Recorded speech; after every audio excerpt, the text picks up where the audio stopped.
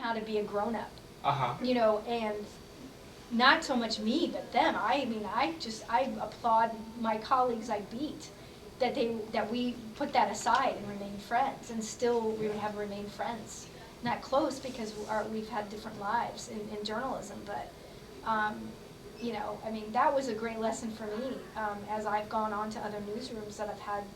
You know, there's politics in every newsroom, and so that taught me a great lesson about character. And how, you know, at the end it's about your character and not about the job you have. What do you show the world at your worst moment? I mean, who are you at your worst moment? And then in your biggest defeat?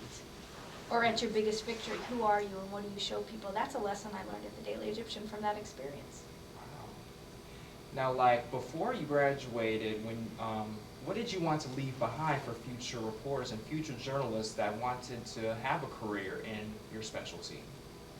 Well, I wanted to leave the Daily Egyptian as excellent as I found it. And you know, and we tried to do that. I mean, we tried to build on the excellence of the previous years that I was a reporter here.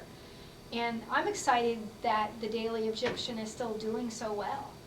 I mean, it's a great newspaper. I have a lot of affection for this place. It's like I said earlier, when you come back to your student newspaper, it's like visiting the maternity ward where you were born.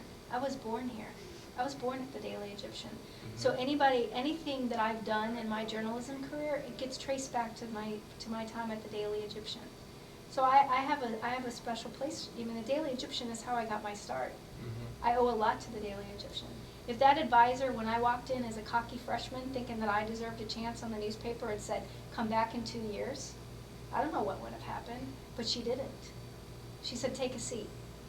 And I took a seat. And I didn't get up for 4 years. Wow.